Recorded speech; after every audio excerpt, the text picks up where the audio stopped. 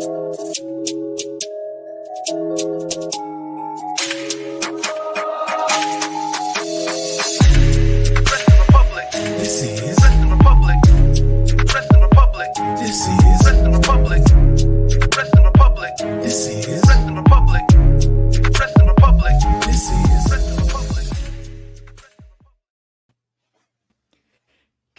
evening from London, wrestling fans. I'm your host, Ben Allison, and you are listening to Wrestling Republic's daily broadcast, your one-stop shop for professional wrestling, insight, news, and reviews on a daily basis.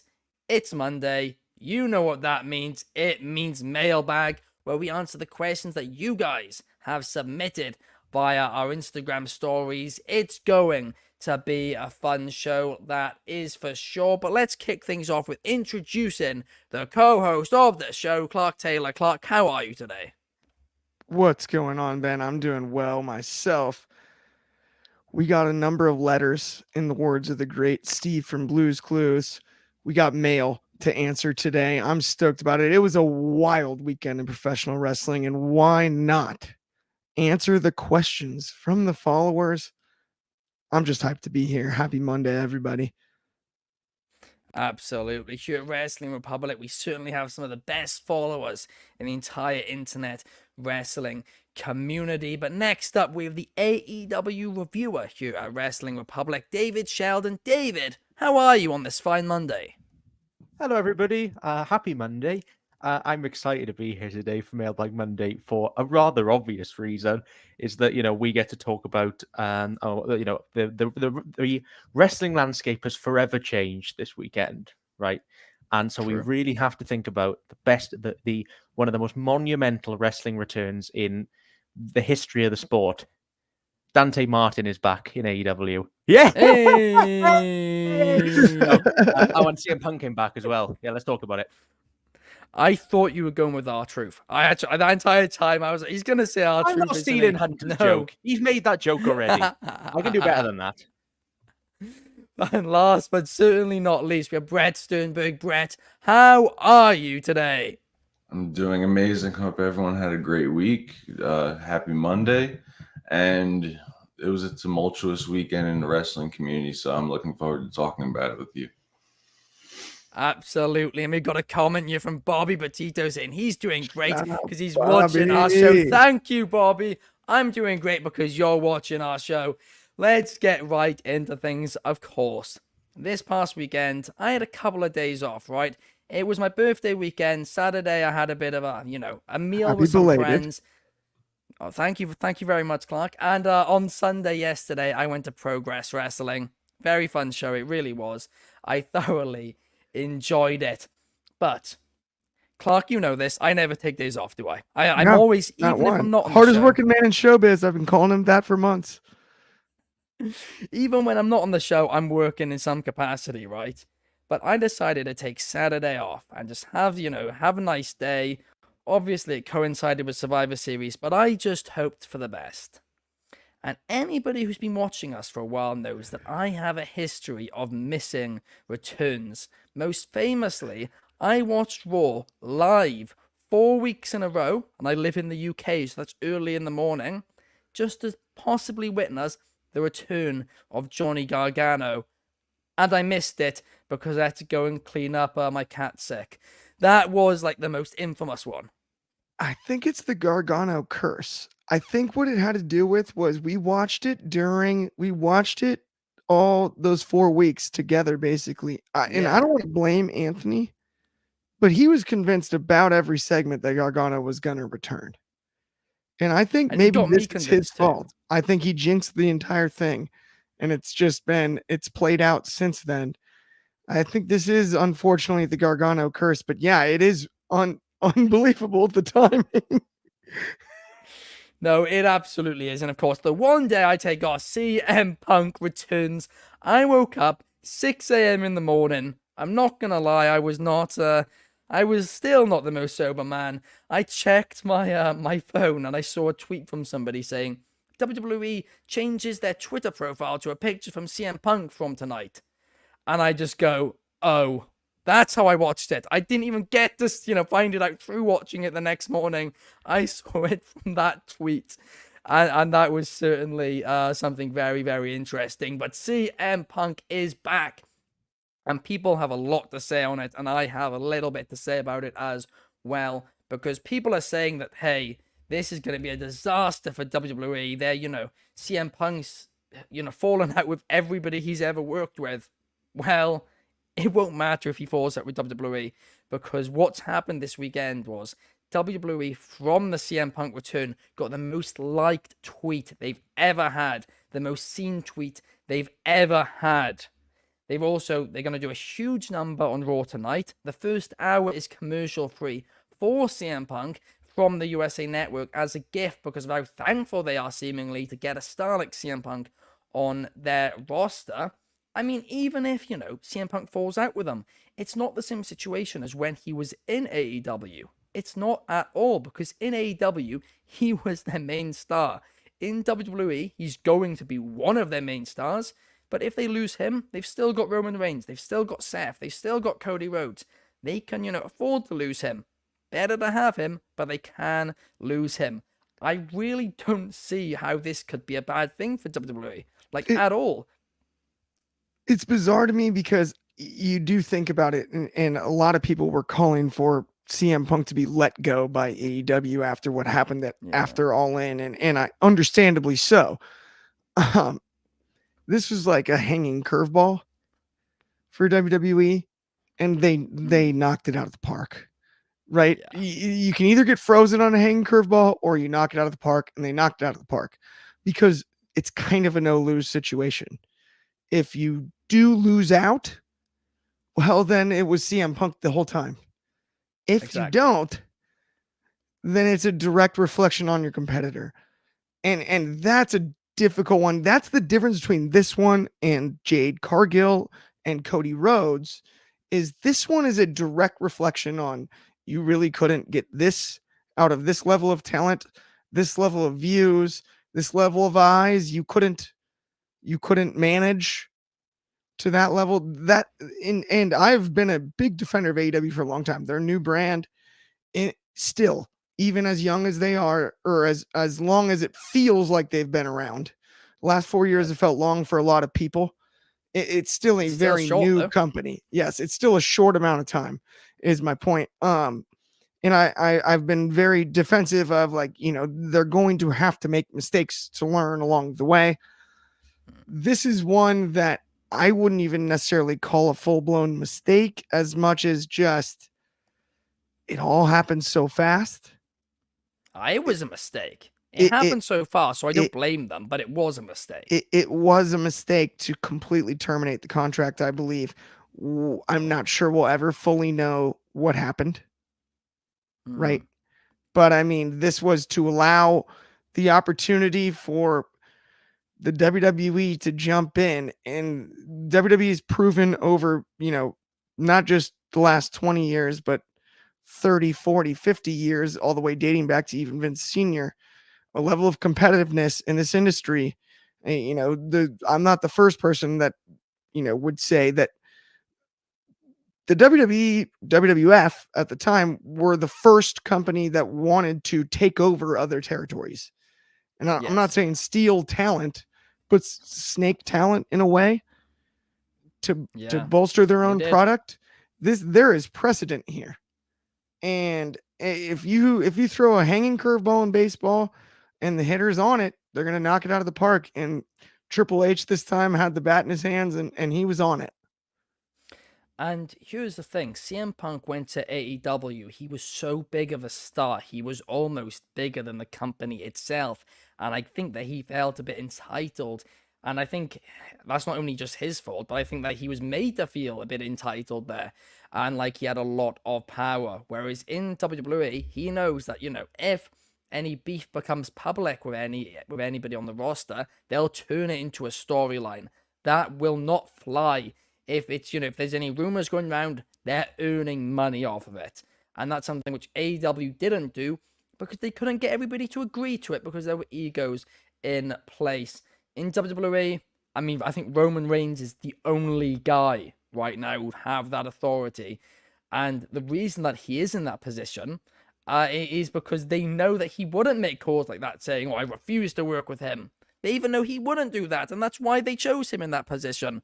But this leads us into this question from @Jacob.VL on Instagram saying, what are your thoughts on CM Punk's return to WWE? David, let's start with you. What are your thoughts on, this, groundbreaking return, really? Oh, dear. So, anyone who's watched the podcast has known my thoughts on Punk for a while. I did not want to see him in any capacity back in professional wrestling. I wanted him to go away and leave me alone. When I turned on my phone the morning after Survivor Series, after joking with particularly Kobe off air about how angry I get if Punk came back, I saw the Punk thing and I literally threw my phone into my washing pile and let out what can best be described as a kind of guttural kind of noise. I was livid that he'd come back because I didn't want him there. I didn't want to see him back. I just wanted him to go away. And a lot of that is very personal to me. And I acknowledge that there was specific circumstances around All In personally with things that had gone on that week. That's a good point. That had made me that he, like him and Jack Perry, wasn't just Punk, many factors in there, kind of made that kind of nearly poisoned my love of wrestling for a brief time. So like I wanted him gone. With that said, it's like a toxic ex. You really want to get rid of them, and you don't want to see them. But damn it, you watch the video and you think, but I really want to see what he's going to say on Raw. And that's kind of it's the hold that this man has over this blinking industry. And that is a testament to him and the legacy he's built, I suppose, and kind of the legion of fans that are around him. That although I wanted him back in no capacity, and I still don't want him back. I'm still not won over. I still think that it could all, I think it could all blow up. And it's just seeing his face.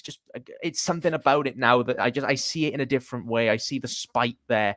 I see that kind of. I don't feel like he's doing this for the right reasons. I feel like he is doing this out of spite.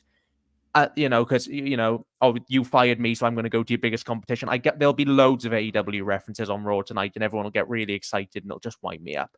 But by all of that, there's a perverse interest in it, and you know what? If it makes them money, fine, I suppose.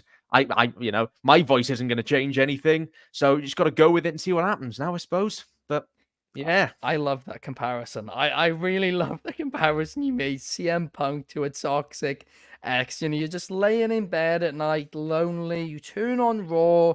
You see yet another ad break, yet another Judgment Day 6-man tag match, and you just remember the good old days. And that, I think, is what happened with Triple H on this one. But we got a couple of comments here. Firstly, Mr. Rick Taylor, who's saying no name in wrestling is more appropriate. CM is a Punk. Absolutely, that is bang on. And Bobby Petito is very interested to see who CM Punk's first opponent back could be. And we'll certainly be getting into that in a way later on. But Brett, what are your thoughts, right? You're a big AEW guy. I know you weren't happy with what went down with Punk, but what are your thoughts now? He's come back to WWE.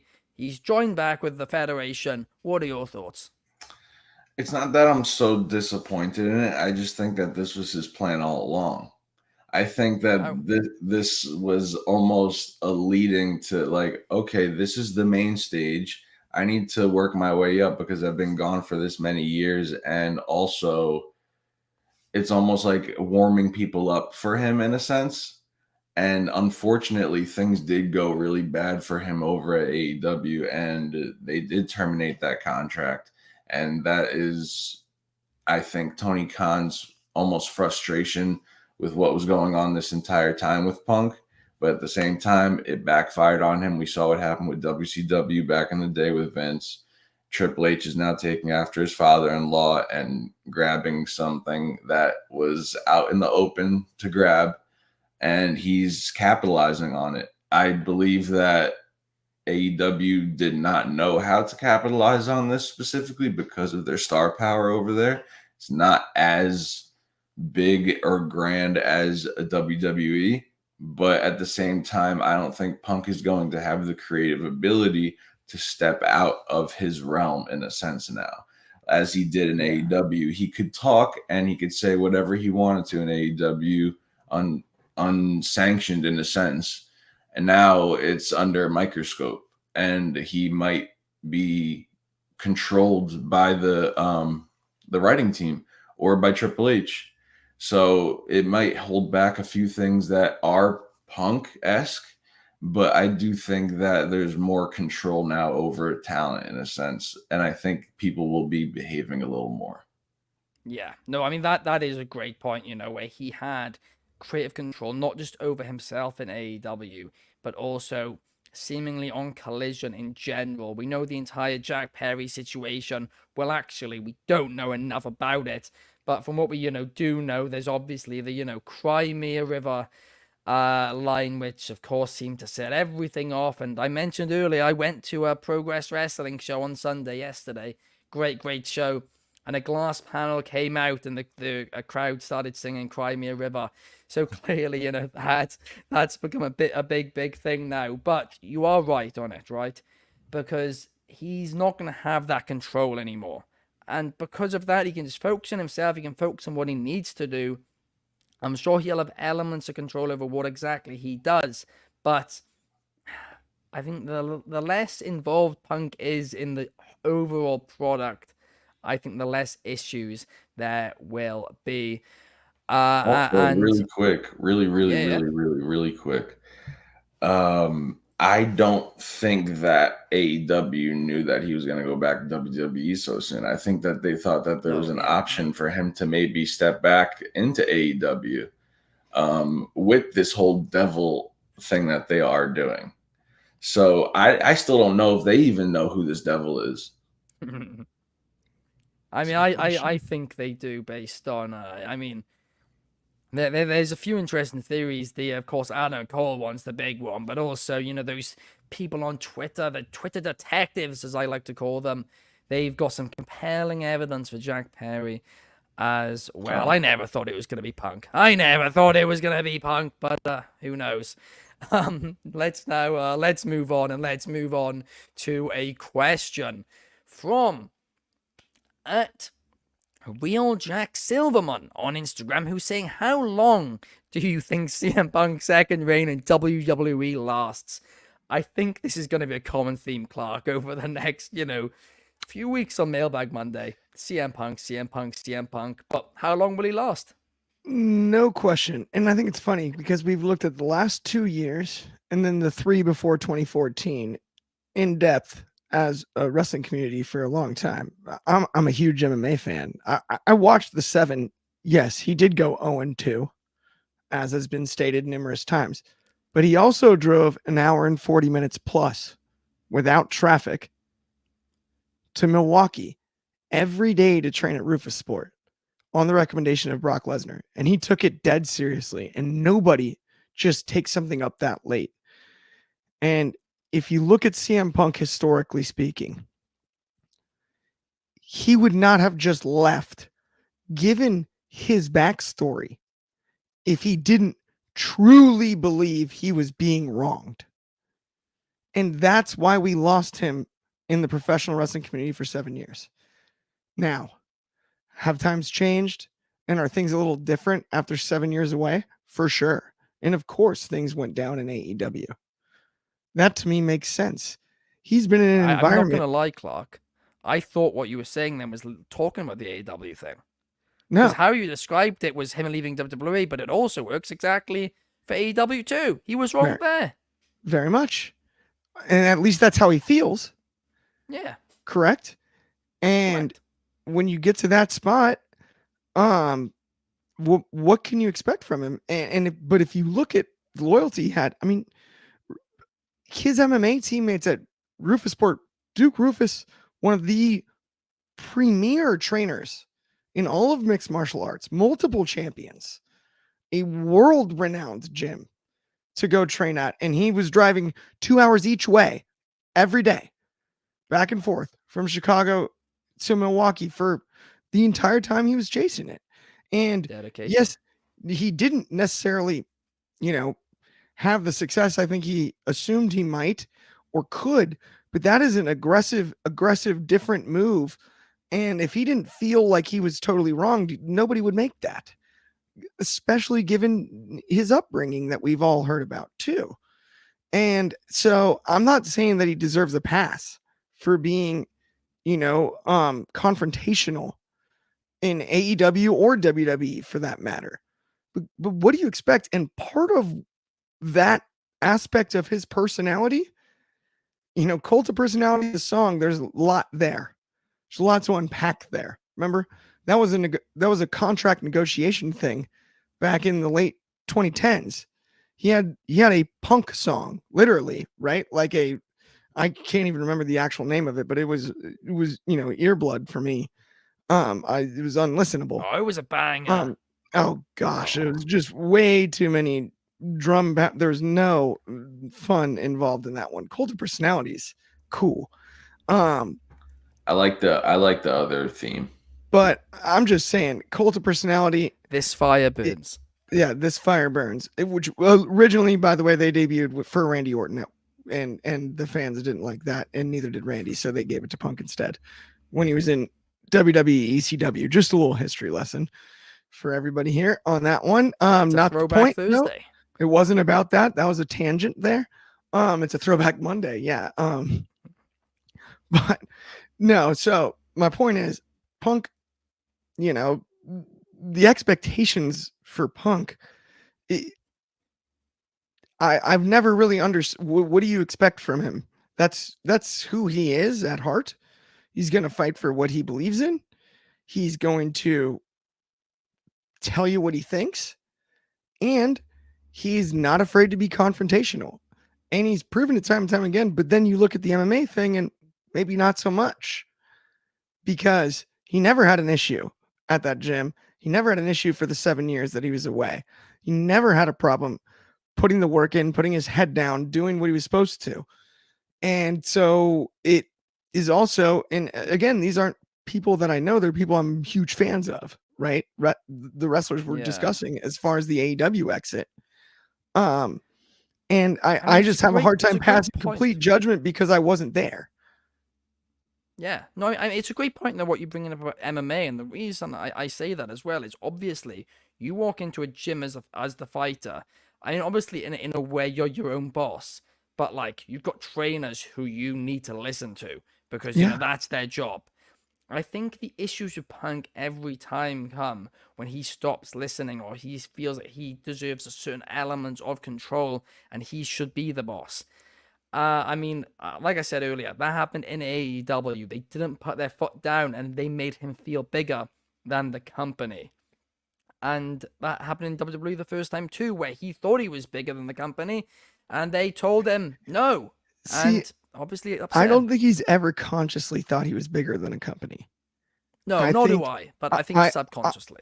I think generally speaking, he actually has an issue when he doesn't feel heard. It's not that he stops listening. He doesn't stop listening until he doesn't feel heard in response. If you at least give him credit on what he's saying, or at least validate his opinion, he will listen to yours as well. If you stop doing that from the top, then he'll shut down. That's a lot of athletes. And I see that as much more plausible than the other way around, personally. I actually think it maybe is a mix of both. But I mean, in AW, we got to, position and talent have come out and said this, where it was kind of you've either got to listen to him or he doesn't like you. And that's just not, it's not the way to go about it, was it really? I do hear that, but for a lot of high-level athletes, there's that level of pride, and being heard is as important as listening, and it doesn't make you not coachable. You could say the same about Michael Jordan, Kobe Bryant. There's numerous you can name that have had issues like that with various coaches in the past, where if their opinion isn't at least addressed, they're not going to necessarily listen to what you're saying all the way. That's when you'll get someone to shut down. Yeah. No, yeah, that's a great point as well. A lot of top athletes are like that. But hey, Punk's now got a chance to finish his career, and he's got a chance to finish it the right way. He's not getting another chance if he fails this. This is his last chance. Couldn't agree Can more. he end it in a Hall of Fame way, or will he prove the haters right? He has an opportunity, and he's the one in control of that destiny. That is something that he is in control of. But now let's move on. And I got a question for you, Bret, and it was submitted by just_Seth16, who is asking, well, actually claiming, AEW is dead. They are joking, and then they go on to say, in all seriousness, how do you think they're going to respond to CM Punk debuting in returning to WWE? It's a good question. Bret, do you have an answer to it? Yeah, I have a short, sweet, straight to the point answer. They need to amp up their wrestling, focus on pro wrestling, and focus on their product and not what's going on outside of their product. Because I feel like too much attention is on, oh, we need to level up to catch up to this level, or we need to level up to catch up to this, or get this because he's a free agent. Or I just think that there needs to be a lot more constructively things done for the company to help them grow as a separate entity. Right now, it's the two top dogs, and we almost compare them every week, almost every day. And I think that they need to set themselves apart when it comes to this. And I think that has to do a lot with the talent that they bring in too. I think that they shouldn't be bringing in maybe so many of these polarizing figures, maybe not polarizing figures, but big names that have a lot of baggage with them. Like, just work with what you have, grow. Like, perfect example is MJF.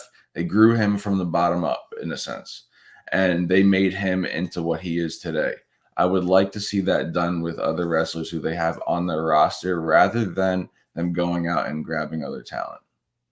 I 100% agree with you, but do you reckon they could have gotten MJF as big, as fast, if it wasn't for two names, and those two names are, well, three names actually: Cody Rhodes, Chris Jericho, and CM Punk? I think that his persona would have definitely got him out there no matter what. I definitely think that he would be just as big, if not. Yes, these cosigns are amazing and they're going to make him flourish, which I'm saying the cosigns are Punk, Jericho, and Cody. But at the same time, I don't think that it would have hindered from his talent at whatsoever. I think he would have prevailed no matter what. Whatever opponent he is given, he knows how to make that almost the best thing that's in AEW at the moment. I'll agree with that 100%. I mean, here's the thing. Right now, he is a big draw. He is undoubtedly a draw because the last 3 months that CM Punk was in AEW, MJF was actually outdrawing him on segments, which is just a shocking statistic. But I think that was partly some of the AEW audience switching off to CM Punk towards the that end also says of about it. the creative too. That's that's undoubtedly true. MJF, like you said, he's amazing. He always does well with every feud he's given. But, I mean, I don't think he would have been the big draw, which he now is, if it wasn't for Cody Rhodes firstly elevating him, then Chris Jericho keeping him at that level, and then CM Punk, delivering what was just a brilliant feud, and in my opinion, the highlight of Punk in All Elite Wrestling. But I do agree with you. They can't just keep bringing in stars or, ex-WWE stars. They need to be growing up some of these younger talents and giving them the opportunities like they gave to MJF. It's not a hard concept. They've done it before, like you rightfully said, Bret. And Shard agrees 100%. The focus should be on the product and the talent that you have. And AEW should focus on what they have for years now. Numero One Superfly is saying, David, it's the point you've said over and over and over again before now, that AEW shouldn't just be copying WWE. They need to do, what got them success in the first place, and that is something which I, completely agree with you on. But now we have the next question, which is actually from Shard, at Shardy703_ on Instagram, who is asking, This is a very, very fun one. Who would be the bigger get for WWE's women's division? Sasha Banks or AJ Lee? The other day, we were talking Mercedes Moné. We were talking about her. We were talking, could she make a shock return at Survivor Series? And hey, it could have happened. It could have happened. But now Punk is there. Could AJ Lee show up? David, what are your thoughts? This is a fascinating question. I'm so glad I've been given this. A, because it's a really good question. But B, it's because there's very few opportunities you can talk about AJ Lee because she's obviously not really in the wrestling eye anymore. She does bits of wrestling television. But I love AJ Lee. I love AJ Lee so much as a talent. And whereas Punk, I have major reservations. AJ Lee, I think you absolutely should bring back to the company because she's brilliant. With that said, for the question, who would be the bigger get of these two, of Sasha Banks and AJ Lee? It's Sasha Banks because she's younger, she's got more. We know that Mercedes Moné and Sasha can still. It's like AJ Lee hasn't wrestled in years, like on a major promotion. Banks hasn't stopped. Her run in Japan has been outstanding with Mercedes Moné was brilliant. And I really want to see both of them back. I know obviously Mercedes picked up an injury. I can't remember if she's peeled from that. I don't think she is just yet. So I think they should look to get both in because if you get both in, that'd be brilliant. But if you made me ask which one do I think will be the bigger get of the two, I do think it is Sasha. But love AJ Lee and think she would be a really great addition to any division that would have her. If you were Sasha Banks right now in this current landscape, right, do you reckon WWE is now once again the move over AEW? Yeah, I do. Oh, I mean, I always kind of thought it was, and the reason is very simply that I said before, love AEW. WWE, it would be a much bigger draw for Sasha right now because AEW's women's division is pants. And it's not given the respect, no matter how good Toni Storm is, and she is my favorite. She's my favorite character, possibly in wrestling right now. I love her so much, but I do think that if Mercedes, I don't know what to call her, Sasha or Mercedes. It's very bizarre. I'll call her Mercedes. But if Mercedes is eyeing up her two options, I think absolutely the correct move for her at this stage in her career right now, as long as she feels comfortable, because wherever she goes, she'll make money. I mean, I propose that Impact should do everything they can in their power to try and get her as the face of their company. But I don't and to literally be the face, not just of the women's division, the face of the company. And have it be that's where you can see Mercedes wrestle. But I don't think she'll go to Impact. I don't think the money will be there. But I think all three companies should be pushing together because she's, in my opinion, the best, up there with the best women's wrestlers in the world. But to me, I think if she's looking at it, as long as she is morally comfortable after everything that happened over there, if she is willing to go back to WWE, I think that would be the best move for her financially, creatively, and to push her to star power to its maximum degree. Those Hollywood connections WWE has, undoubtedly. I do agree with you there, but it really sucks because I feel like she'd be in AEW already. I feel like she would have jumped there straight away after she left WWE if that women's division was given more time. But they brought her in stars several times, so we thought would change that. Saraya being one of them, and it just hasn't. Yep, and it's sad. Tony is AEW's women's division right now is fine. There are high points in that division right now that you can look at and say these are good things, but not even remotely on the same. And WWE has huge problems, gaping problems in its women's divisions. So so big you can have a bust through them. But of the two right now, I still think WWE is preferable. But if you want the best creatively booked women's division in the world, you've just left it in Japan. But if you want to go to the next best, go to Impact or go to NXT. But I don't think she's going to go to either of those. So WWE is NXT being that option as well. But then again, you're saying she just left that.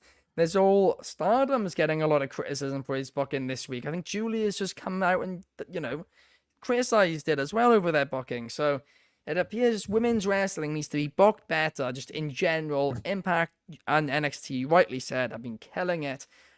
With that Raw last week, we saw nearly half the show, be women's wrestling based, which is how it should be.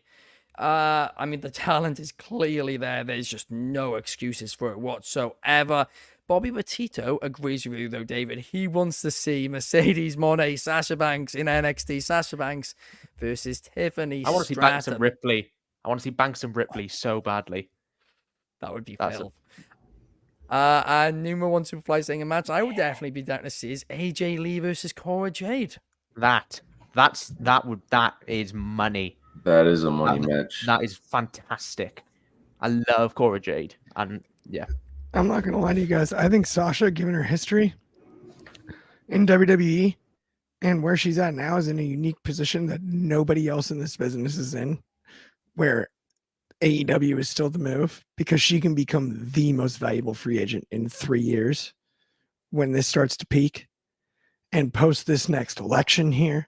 And that bag that is going to be, you want to talk about the bidding war of 24?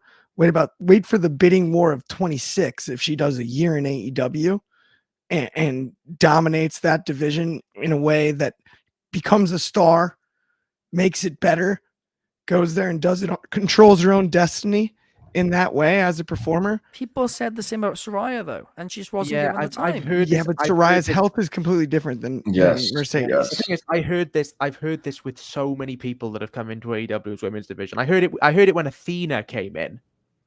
And well, I didn't see it there. That's I know, and I know she's not the same level as Mercedes is. I know she isn't, but I just don't see it. I just don't see it. And I think Mercedes would be great in AEW. She'd be great anywhere. She can wrestle on an indie show with 5 people and she'd be amazing. If they decide, if AEW decide to pick up Ronda, for example, obviously doing stuff in Ring of Honor, if they decide to bring her in, I still don't think it's going to change. I agree. They've had 4 years to sort out a women's division there, and they haven't done it. I don't see why they're going to start now. I still think at this point, where we are right this second, if I'm Mercedes for my future, I'd rather be by far the biggest, baddest fish in the regular sized pond than be just another fish in the big one. It's like she would go to AEW, make AEW's women's division what it is, and then it's up to her. And if she leaves, she won't get the chance, though. There won't be enough TV time for her to, do that. Or if she does get that TV time, the rest of the women won't.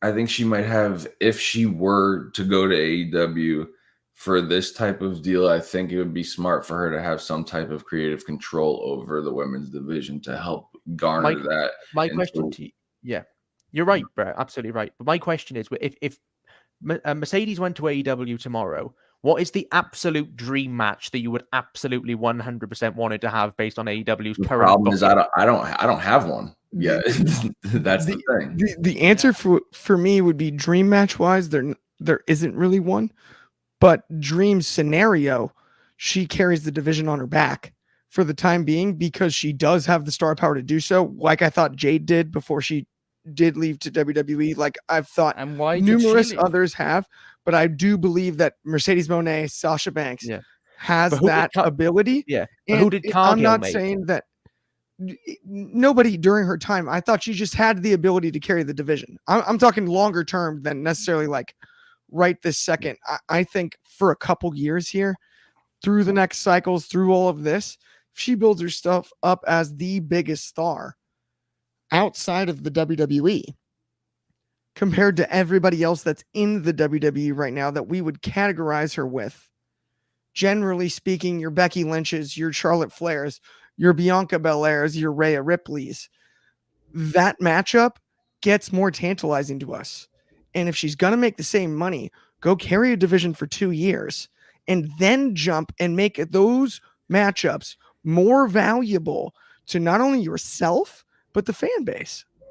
It only works if, as Ben said, it only works if the rest of the women are given time, energy, right? And because otherwise, it's Mercedes at the moment. But the problem we've got with Toni Storm is at the moment she's basically feuding with herself. Yep. And her segments, like the Hikaru Shida stuff was just Toni, and then her next feud, possibly Sky Blue, that seems to be what they're setting up, is just Toni. And there's only so much Mercedes will be able to do on her own.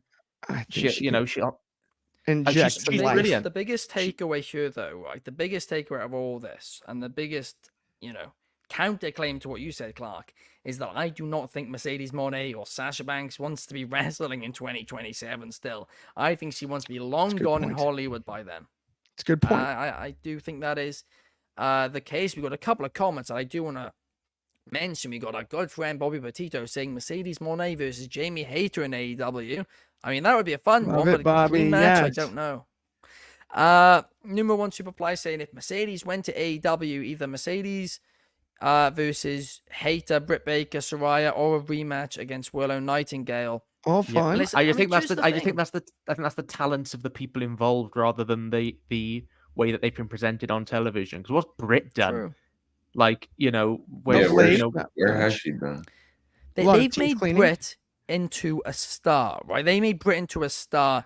They throw Jamie Hayter, I'm not going to bring up, she was injured, obviously, but they made Britt into a star, and they've done it with several other women too. And sometimes there's been issues out of their control with Thunder Rosa and all of that. But I mean, where's Britt Baker been? The last few months and all of that. Their issue is they just won't put women on television. They only showcase a few women per episode. That's their issue, and they've got names who are big enough for it to make sense for them to, do several women segments per show, but they won't do it. And Tony says it time and time again. He blames the ratings, and to an extent, that's true, but it's just not good enough because I've said it before and I'll say it again. Your ratings are going to be lower if you don't give them enough time to establish themselves. You've got to invest in order to, see the payoff behind it. And it's the issue that AEW have had since this women's division has started, and they just haven't fixed it this entire time. They've gotten slightly better recently. Sky Blue, Julia Hart, I praised it because they've given them characters and TV time to do that. But if Mercedes Moné was to come in tomorrow, I think we could basically just say bye-bye to Julia Hart and Sky Blue. We'll see you once every 3 weeks on Rampage. That's my honest opinion on it, to be honest. With you got a bit carried away there, but that's honestly, the way which I kind of saw it. But but let's now move on, and let's move on to one final question for today before we all get carried away. And that is from @NeoMartin_97, longtime listener of the show, who is asking us, what is the bigger money match for WrestleMania 40? CM Punk versus Roman Reigns, the undisputed Universal Championship, or CM Punk versus Seth Rollins for the World Heavyweight Gold, the big gold juicy belt? David, let's start things off with you. Which of these two matches would you prefer to see, and why? I'm going to go back on my word now because I hate things that I hate shoot feuds. I normally hate them, but I think it is Punk and Rollins. And the reason is Punk versus Roman a huge match? Yeah, it is. Do I think there's more meat on the bones of a Punk versus Rollins match right now? Yes, I do.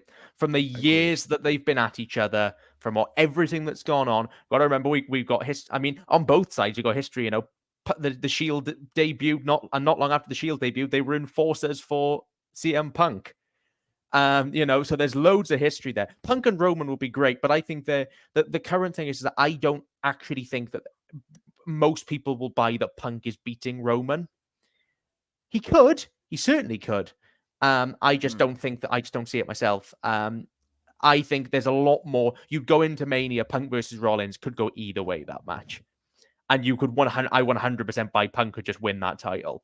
And I think that while the Punk versus Reigns match may have more on paper, in terms of a bit put it on a billboard, and I do want to see it at some point. Perversely, because I don't want to see Punk wrestle any. But no, sorry, yeah, there are. Okay, but I've got to think positively. Because there's no point complaining and crying because it's not going to get me anywhere. He's not going anywhere. I do think it's Punk versus Rollins. River. Yes, Crimea River. I think Punk versus Rollins, and I think that feud will be really, really good. And that's my thoughts. Punk versus Rollins, I think, is the right direction for Mania if that's where you want to go. You mentioned, David, it being, kind of a shoot feud because, of course, that interview with Nick Horseman, Seth Rollins said where, he asked him, do you want to see CM Punk in WWE? And Seth Rollins called him a cancer. He said, no, he's a cancer. I don't want to see him anywhere near my locker room. And then later on, a couple of months later, he did an interview with somebody who I very unprofessionally can't remember, where he said, in all seriousness, if it's best for business, he's fine with it. And everybody's overlooking that interview. WWE are now going to pretend that interview never happened, and they're going to be like, they hate each other. We've all seen the footage of Seth Rollins, just absolutely furious when CM Punk came out.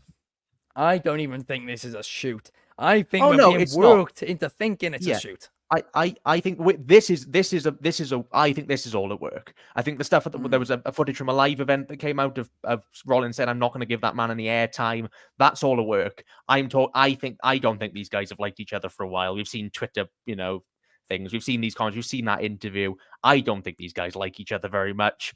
But like you said, they'll be willing to put that aside for business, clearly, because there's no way in an environment like WWE that's so heavily scripted, as we've said before, no way that he would go out and not that he'd go out without that, approval to say those things. So I think this is all a work, but I think it's based off true feelings that will be made, exactly like you said, will be harnessed to make money, which is the right way to go if you're gonna have things like this.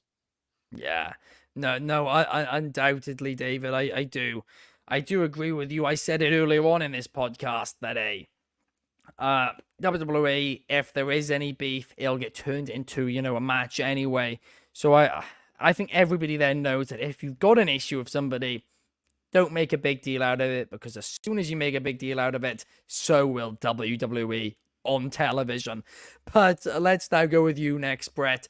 Roman Reigns, the Tribal Chief versus CM Punk, main event of WrestleMania, or should Seth Rollins and CM Punk squash their beef instead at Mania? I don't think that CM Punk Roman Reigns makes any sense to me right now. They have to do so much building up for that and so much storytelling that there's already so much landscape already laid out right there for Roman and what's going to happen, that there's no reason to inject Punk into that at this point, to be completely honest with you.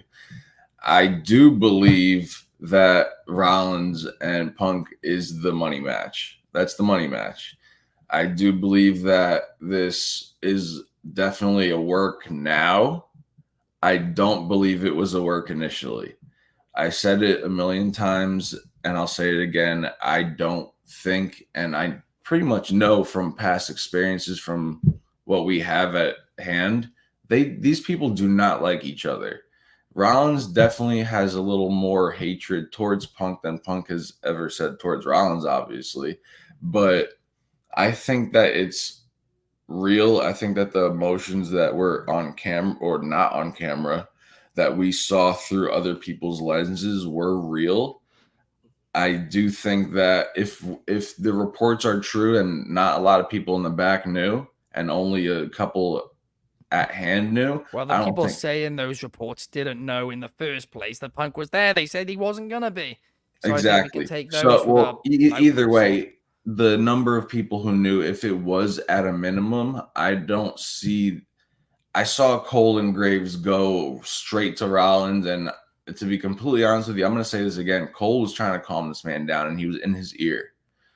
That's what I believe. It could be a work, but it's a great work at that because it sold me. But yeah, do you think Cole and Graves would have been like, we're leaving our workstations, we're going, we're just running, it's going stop. Well, usually they're not in the mix. Usually they're not the one in the middle of anything. Am I right? Exactly, because usually they're told to sit down. So they were clearly told you can stand up. From the back. They're told from the back what's going on. So I think that they were the only ones with the headset, obviously, that were told what is going to happen. Yes, people in the ring didn't. They probably knew something was going to happen or who was going to come out. I think that those emotions that happened when they were on camera were real, though. Yeah. No, I mean, that's a fair point, but here's the thing. Do you know why Seth Rollins is in the position that he's in WWE? It's because of CM Punk, right? Triple H also was a big fan of Seth Rollins. He was another reason. But CM Punk was the one who advocated for Seth Rollins. I'm going to be honest here.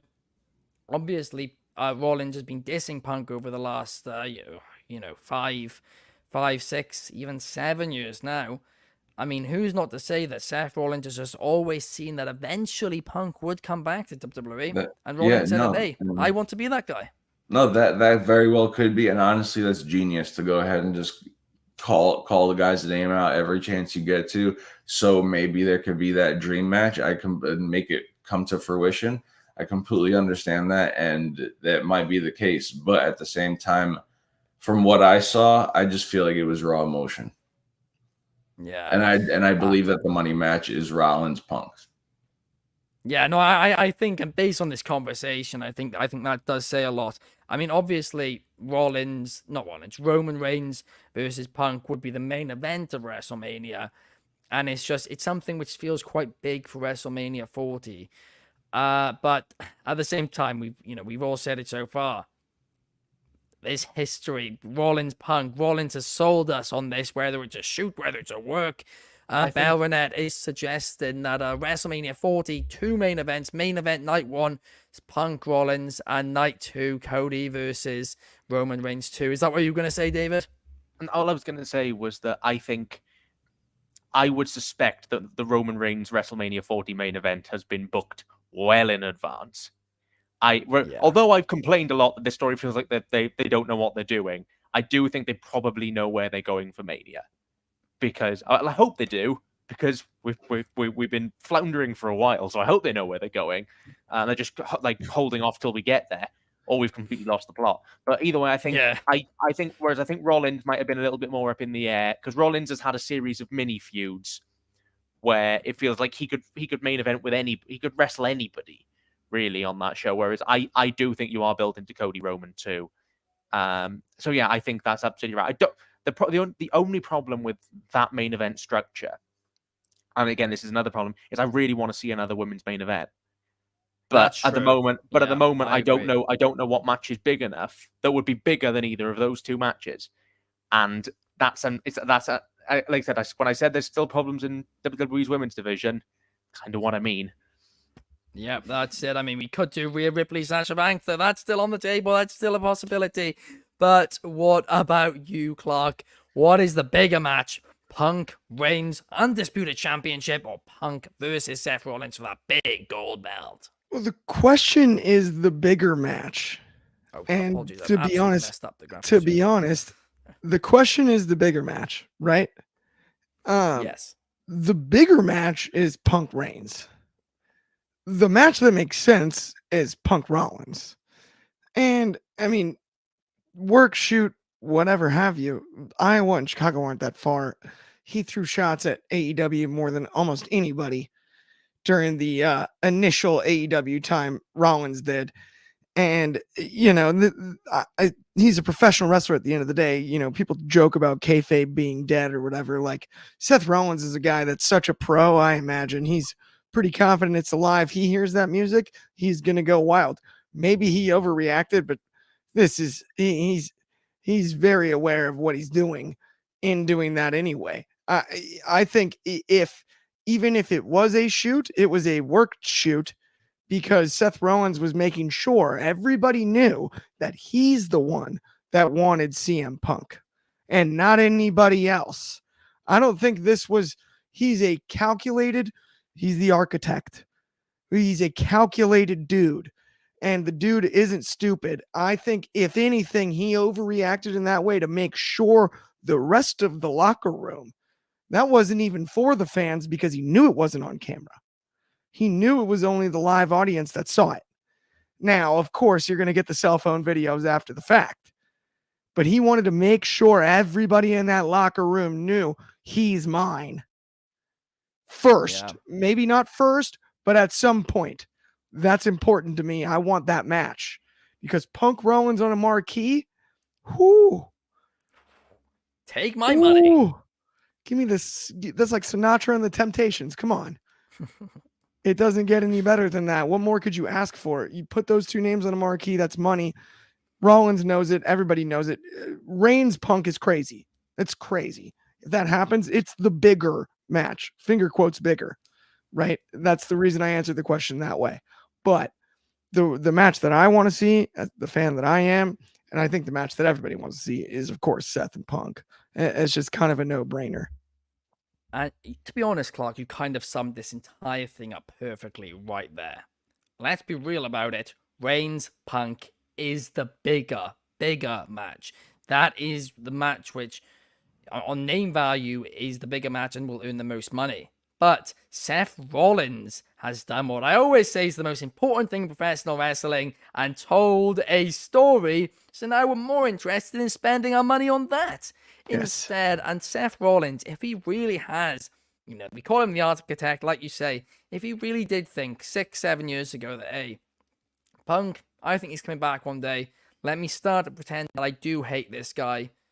I mean, I'd be very, very impressed just because how can you hate a guy who really helped you into the position that you're in? I mean, unless something just ridiculous happened behind the scenes. Right. I feel like it's more legit. I think that was Seth's way of saying, because if you look at it too, the amount of baby faces that were standing at ringside next to him that are logical opponents for CM Punk. And he's a competitor himself. Yes, we understand how professional wrestling works, but that was his way of establishing, no. CM Punk, Seth Rollins, that's the match. That was his way of doing it. Speaking of backstage issues, Clark, if they were allowed to reference them, which they probably aren't because it's WWE, I do think the biggest money match that you have in WWE right now is CM Punk and Cody. I said this months ago. I said this as soon as he got fired. There's huge potential in that. And again, as I said, a lot of feuds where real life things get brought into it don't do a lot for me. But I do think Punk and Cody have so much in there.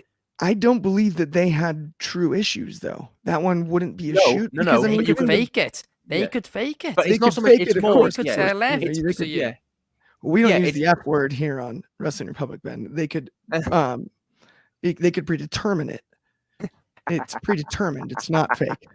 There's nothing fake. But it's just the thing is the idea of their issues. 101 stuff. Yeah. I mean, it's the it would be a feud that probably would have been better served in AEW, where they could kind of actually reference Punk having kind of killed a lot of goodwill in the company. But like there is stuff there to around. Also, I want I can see, this is the problem with Punk. I can feel not even the problem. I can feel myself getting excited, and then every 5 minutes it hits in my brain. Yeah, but I really don't like him. And then it comes back for Punk and Sammy. Oh, that's incredible. Oh, Punk and Kevin Owens. All these things. It's like, Punk and Jey Uso. But I get really excited. I'm like, no, but I don't like the guy, do I? And it's such a weird phenomenon. This whole thing with Punk. I believe they call that polarizing, David. I want him to be able to wrestle on the top level that he left. Yeah. I believe they call people polarizing. Here's the thing. David, you're going to text him back, aren't you? You're going to text him back. You're going to get back with him. That's what's going to happen here. But no, I do agree with you. There's so much CM Punk, love him or hate him, you always talk about him. Clark, you just used the word polarizing. That is what CM Punk is. Rick Taylor in the comments earlier on said his name, there's maybe not a more perfect name in professional wrestling. CM is a Punk. But tonight, the USA Network, they want to see that Punk because the first hour of Monday night Raw is commercial free, which of course is a loss for the USA Network. Not a loss for WWE. They get paid the same. It's a loss for the USA Network. And that is a thank you to WWE for them bringing back Randy Orton. R-Truth. I feel bad for. Yeah, R-Truth as well. Randy Orton. The whole first hour was just R-Truth. Just R-Truth in the ring on his own. Full hour promo. What if we get Randy Orton Punk? Orton and Punk versus Truth and someone else. Just Orton versus Punk at Mania. Dante Martin, Dante Martin. But guys, that does bring us to the end of today's show. Thank you so much for watching. If you did enjoy, please hit that like button and subscribe on YouTube, on Twitch, give us a follow, and on Spotify. A cheeky 5 stars makes my day. It was my birthday on Saturday, late birthday present. Give us a 5 stars on Spotify, please. It would be delightful. We'll be back same time tomorrow for our Raw review, where we'll be talking whatever CM Punk talks about. But thank you to Clark, thank you to Brett, and thank you to David for joining me today, and we will see you guys tomorrow.